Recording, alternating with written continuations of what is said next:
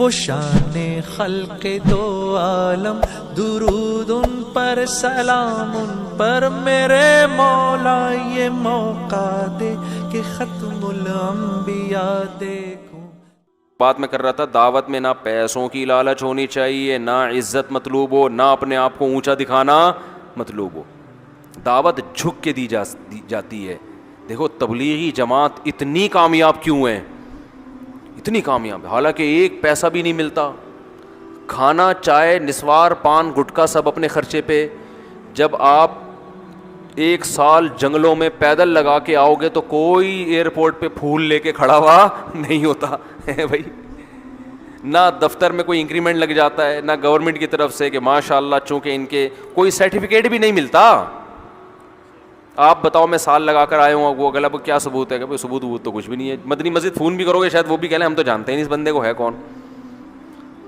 کچھ بھی نہیں مل رہا ہوتا، پھر بھی اتنی کامیاب کیوں ہے؟ پھیلتا ہے، جو کام پھیل رہا ہے، وجہ کیا ہے؟ کہ جب یہ دعوت دینے کے لیے جاتے ہیں تو اپنے آپ کو چھوٹا بنا کے، یہ نہیں کہ ہم تیرے کو سکھانے آئے ہیں، تجھے کچھ پتہ وتا ہے نہیں بھائی، ہم سیکھنے آئے ہیں، آؤ مسجد میں بیٹھ کے مذاکرہ ہو، ہم بھی سیکھیں گے، آپ بھی سیکھیں گے، ہم نے تو خود کلمہ پڑھا ہے تو ہم سیکھنے والے۔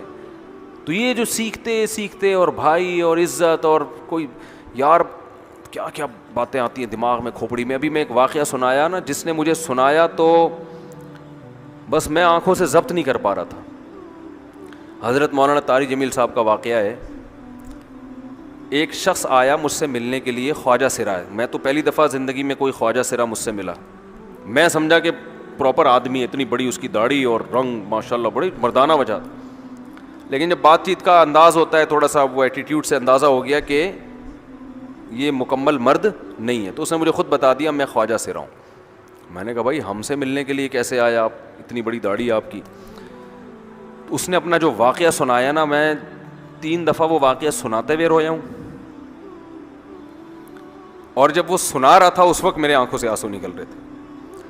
اس نے یہ ابھی بھی میرا بیان سنتا ہے وہ، اس نے واقعہ سنایا کہ میں جب پیدا ہوا تھا نا تو میں خواجہ سرا تھا، گھر میں ایسا بچہ پیدا ہو جائے والدین کی طرف سے عزت نہیں ملتی۔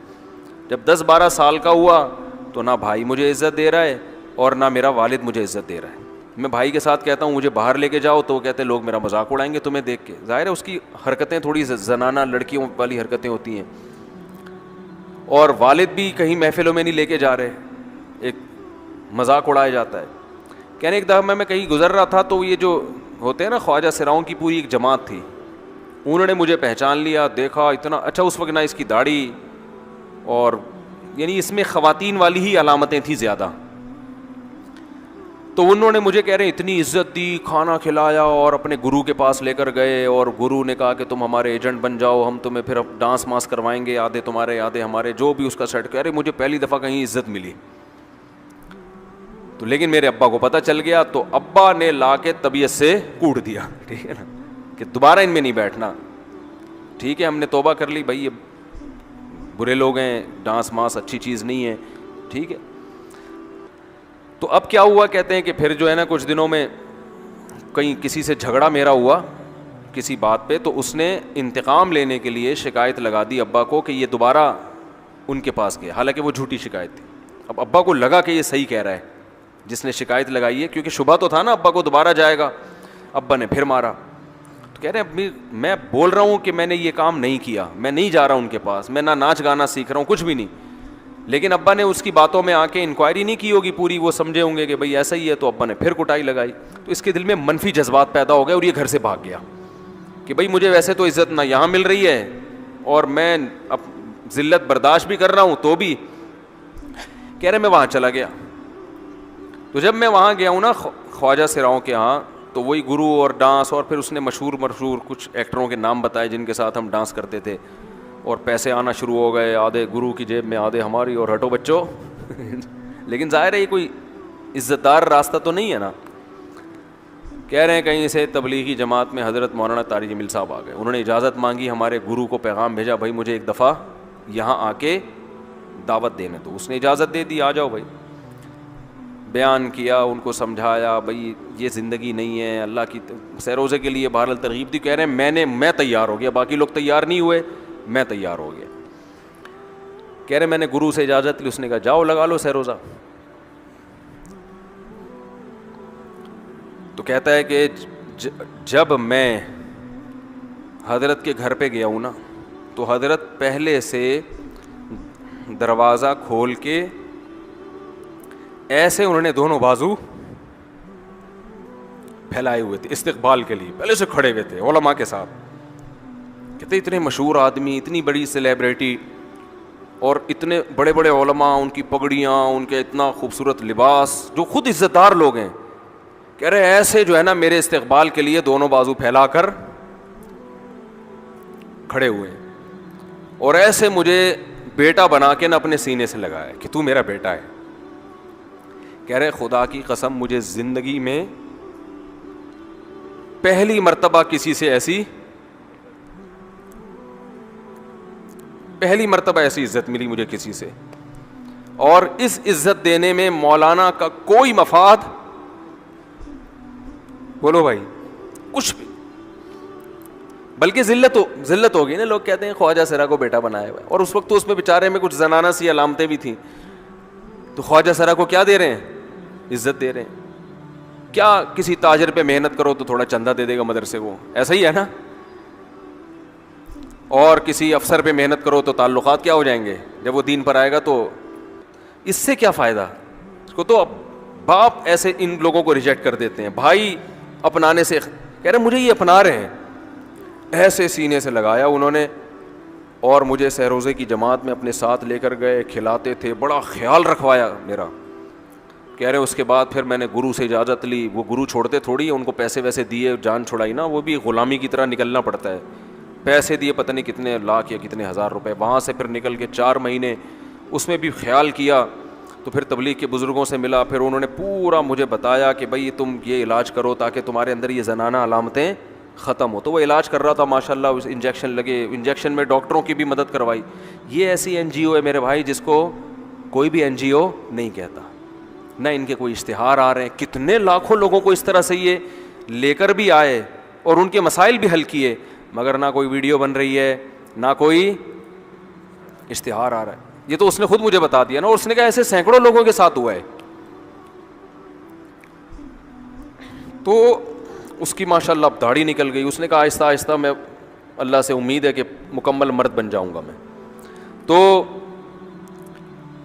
یہ ہے وہ دعوت جس میں آپ کا کوئی مفاد بولو نہیں ہے.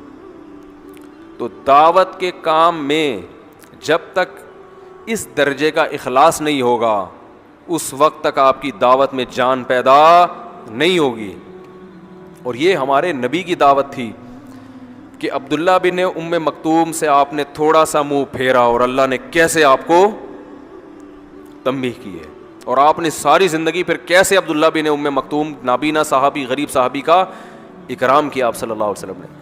تو بھائی یہ صرف علماء کے لیے نہیں ہے, یہ ہر شخص کے لیے کہ جب بھی حق بات کرو نا, حق بات, جب بھی حق بات, تو اس میں آپ کا کوئی مفاد نہیں. یہاں تک کہ سیاسی حمایت اگر کسی کی کر رہے ہو تو آپ کا ذاتی مفاد اس میں نہیں ہونا چاہیے. آپ کسی کی سیاسی مخالفت کر رہے ہو, اس میں آپ کا ذاتی مفاد نہیں ہونا چاہیے. آپ کہتے ہو یہ والی سیاسی پارٹی زبردست ہے, یا تو آپ کو پیسے مل رہے ہوتے ہیں, یا آپ چونکہ اس پارٹی کے رکن ہوتے ہیں تو آپ کو پتہ ہے یہ ترقی کرے گی تو مجھے بھی, میری بھی عزت ہوگی. ٹھیک ہے, کسی کو پروموٹ کرنے کے لیے اس کی تعریفیں کرنی پڑتی ہیں جو جائز تعریفیں ہیں, لیکن آپ کا اس میں اگر اس کو پروموٹ بھی کر رہے ہو تو ملک اور قوم کی خیر خواہی کے لیے پھر آپ کریں اس کو پروموٹ. لیکن آج کل ہوتا کیا ہے, اپنا ذاتی مفاد. پھر دیکھو لوگوں کی گالیاں لانتے ہیں کیسی پڑ رہی ہوتی ہیں. میں کہتا ہوں یار ہمیں تو بعض دفعہ ہم سے واقعی غلطی ہوتی ہے, اس پہ جو برا بلا لوگ کہتے ہیں اس سے انسان کو اتنا ڈپریشن میں جاتا ہے. تو اور ان کو تو باقاعدہ ان کی غلطیاں ہو کے بے شمار لعنتیں پڑ رہی ہیں, مگر یہ پھر بھی رات کو بڑے مزے سے خراٹے لے کے سو رہے ہوتے ہیں.